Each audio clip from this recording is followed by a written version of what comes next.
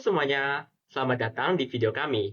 Kami dari kelompok 7 akan menjelaskan salah satu materi pada pengantar bisnis bab 9, yaitu tentang manajemen perusahaan.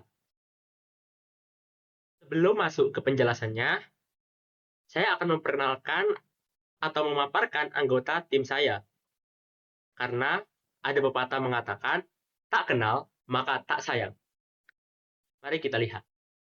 Nah, yang pertama, pada anggota kelompok kami ada Rivalia Nindias Putri dengan NPM 216, dan yang kedua ada Amelia Aninjas dengan NPM 224, dan yang ketiga ada Evelyn Keshalom Emanuela dengan NPM 231, dan yang keempat ada Rizky Lamtamasitorus, itu saya sendiri dengan NPM 243, dan yang terakhir ada Ria Ananda Putri dengan NPM 242.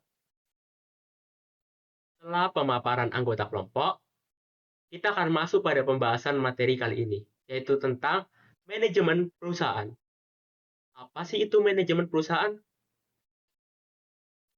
Manajemen perusahaan adalah fondasi atau dasar dalam mendorong perusahaan menuju laba yang optimal.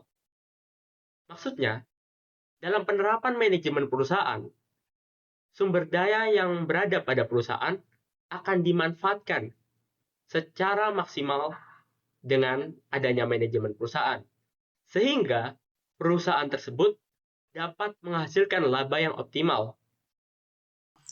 Menurut Kons, fungsi manajemen dapat dikelompokkan menjadi 5. Yang pertama ada planning atau perencanaan, adalah suatu proses untuk mengembangkan tujuan dan memilih tindakan untuk mencapai tujuan tersebut, yang mencakup menetapkan tujuan, menentukan arah tujuan dan goals, memilih arah tindakan, merancang rencana menjadi aksi, dan melakukan pemeriksaan atau koreksi. Lalu, yang kedua ada organizing atau pengorganisasian, adalah suatu proses di mana karyawan dan pekerjaannya dihubungkan satu sama lain untuk mencapai tujuan perusahaan, yang mencakup pembagian kerja di antara kelompok dan individu. Lalu yang kedua ada pengordinasian, aktivitas individu dan kelompok. Dan yang ketiga ada staffing atau human resource management, yang dimana penyusunan staf serta manajemen sumber daya manusia adalah suatu proses untuk memastikan bahwa karyawan yang kompeten dapat dipilih, dikembangkan, dan diberi imbalan untuk mencapai tujuan perusahaan. Yang keempat ada leading dan interpersonal influence, di mana memimpin serta pengaruh interpersonal adalah suatu proses memotivasi individu atau kelompok agar mereka dapat membantu secara sukarela dan harmonis dalam mencapai tujuan perusahaan. Dan yang terakhir ada controlling atau pengendalian, yang adalah suatu proses memastikan adanya kinerja yang efisien untuk mencapai tujuan-tujuan perusahaan, di mana mencakup menetapkan berbagai tujuan dan standar, lalu membandingkan kinerja sesungguhnya dengan tujuan dan standar yang telah ditetapkan, dan mendorong keberhasilan dan mengoreksi berbagai kelemahan. Selanjutnya adalah peranan manajerial. Manajer itu merupakan individu yang memiliki peran penting dalam suatu organisasi. Mereka tidak hanya berfungsi sebagai perencana yang memikirkan dan menyusun strategi, tetapi juga harus siap menghadapi berbagai permasalahan yang muncul setiap hari dan membutuhkan keputusan cepat serta tepat. Peran manajer. Menurut Henry Mintzberg, manajer memiliki 10 peran utama yang terbagi ke dalam 3 kelompok besar, yaitu yang pertama adalah interpersonal roles. Di sini, manajer berinteraksi dengan orang lain di dalam maupun di luar organisasi. Dalam peran ini, manajer bertindak sebagai figurehead atau simbol resmi organisasi, leader, pembimbing dan motivator bagi bawahan, dan liaison atau penghubung dengan pihak eksternal. Lalu yang kedua adalah informational roles. Di sini, manajer berperan dalam mengelola dan menyebarkan informasi. Peran ini mencakup monitor atau memantau dan mengumpulkan informasi penting, disseminator atau menyebarkan informasi kepada bawahan, dan spokesman atau mewakili organisasi dalam menyampaikan informasi keluar. Lalu yang ketiga adalah decisional roles. Di sini manajer menggunakan informasi untuk membuat keputusan penting. Dalam hal ini, manajer berperan sebagai entrepreneur atau pengembang ide baru, disturbance handler atau penyelesai masalah, Lalu resource allocator atau pengatur sumber daya dan negotiator atau pihak yang bernegosiasi demi kepentingan organisasi. Untuk menjadi manajer yang efektif, kita harus memiliki 3 keahlian atau skills. Yang pertama, ada technical skills, yang adalah keahlian dan pengetahuan para manajer yang berkaitan dengan suatu bidang pekerjaan atau ilmu. Contohnya, seorang insinyur teknik sipil dikatakan memiliki keahlian teknis apabila ia dapat melakukan pembangunan jalan, jembatan, atau bangunan. Lalu yang kedua ada human skills, yang merupakan kemampuan yang dimiliki oleh para manajer untuk dapat bekerja dengan baik bersama orang lain, baik perorangan atau kelompok.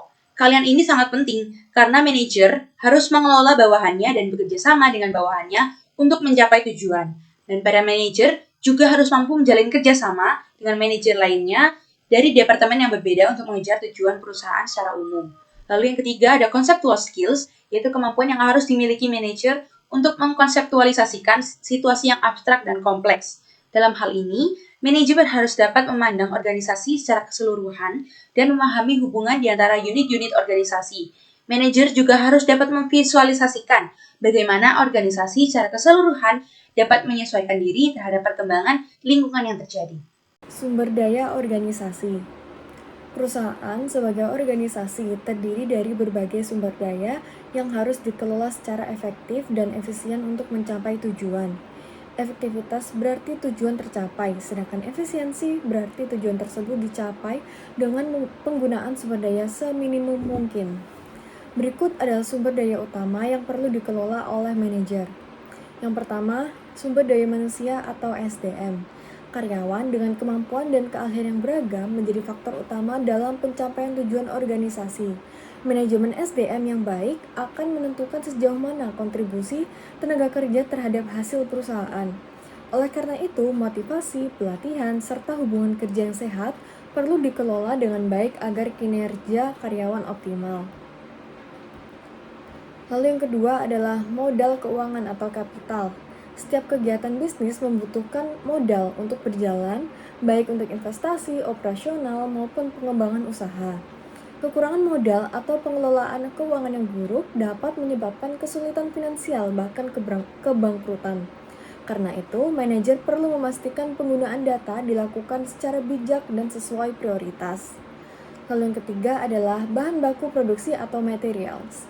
Bahan baku berperan penting dalam menentukan kualitas dan nilai suatu produk. Jika perusahaan mampu memperoleh bahan baku dengan kualitas baik, namun harga yang lebih rendah, maka hal ini dapat menjadi sumber keunggulan kompetitif.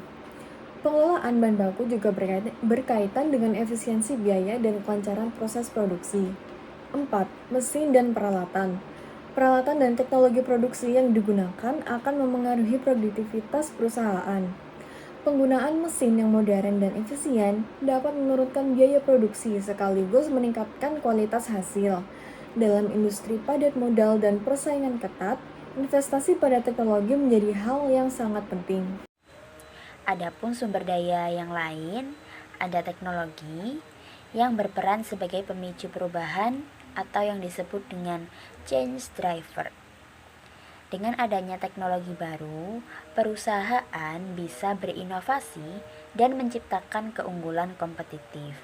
Contohnya, penggunaan sistem digital yang dapat mempercepat proses dari produksi dan pelayanan. Berikutnya ada pasar atau market. Berkaitan dengan kemampuan perusahaan dalam memahami kebutuhan dan keinginan konsumen. Perusahaan harus bisa menyesuaikan produk agar tetap dapat diminati dan tidak kehilangan pangsa pasarnya. Yang terakhir ada manajemen yang memiliki peran dalam mengelola seluruh sumber daya secara efektif. Tanpa manajemen yang baik, sumber daya lain seperti modal, teknologi, tenaga kerja, mesin, dan peralatan tidak akan menghasilkan kinerja yang optimal. Jadi, berbagai sumber daya tersebut dapat menjadi fondasi penting bagi perusahaan untuk mencapai kinerja dan daya saing yang lebih tinggi.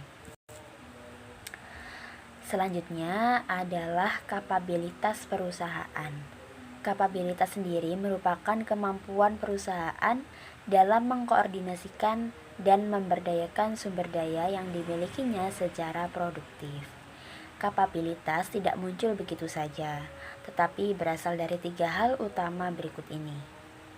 Yang pertama, struktur organisasi, yaitu bagaimana pembagian tugas, tanggung jawab, dan wewenang yang diatur agar bisa seefisien mungkin. Yang kedua, proses organisasi, yaitu bagaimana kegiatan dijalankan, mulai dari produksi, distribusi, hingga pelayanan.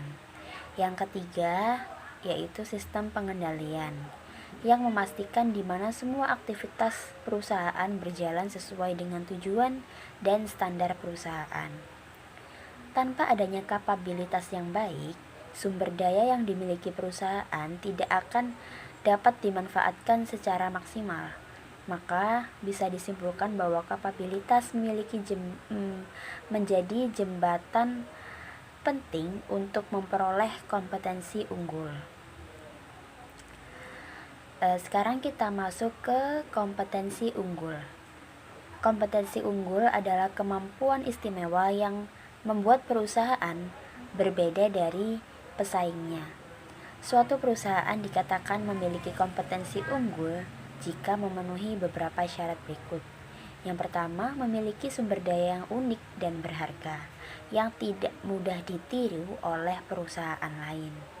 Yang kedua, mampu memanfaatkan sumber daya tersebut secara efektif untuk menghasilkan nilai tambah perusahaan atau produk. Yang ketiga, memiliki kapabilitas khusus dalam mengelola sumber daya agar tetap produktif dan efisien. Kompetensi unggul inilah yang kemudian menjadi dasar terbentuknya strategi perusahaan. Melalui strategi yang tepat, perusahaan dapat memperkuat sumber daya dan memperluas keunggulannya di pasar. Dengan kata lain, kompetensi unggul membentuk strategi, kemudian strategi memperkuat sumber daya dan memperkuat kapabilitas dari perusahaan. Oke, untuk materi selanjutnya adalah kapabilitas, kompetensi unggul, dan keunggulan bersaing. Untuk yang pertama, keunggulan bersaing. Tujuan utama manajemen strategi yaitu untuk mencapai keunggulan bersaing. Perusahaan akan unggul jika profitabilitasnya di atas rata-rata industri. Lalu, keunggulan berkelanjutan bila profit tinggi dapat dipertahankan dalam jangka waktu yang panjang. Nah, yang selanjutnya, ini ada indikator keunggulan bersaing perusahaan. Yang pertama ada kinerja akuntansi. Nah, secara singkat, kinerja akuntansi ini adalah hasil keuangan internal perusahaan. Untuk yang kedua, ada kinerja ekonomi. Kinerja ekonomi secara singkat adalah dampak dan keberlanjutan ekonomi perusahaan dalam persaingan pasar. Oke, mungkin sekian presentasi yang bisa kami sampaikan. Sekian, wassalamualaikum warahmatullahi wabarakatuh.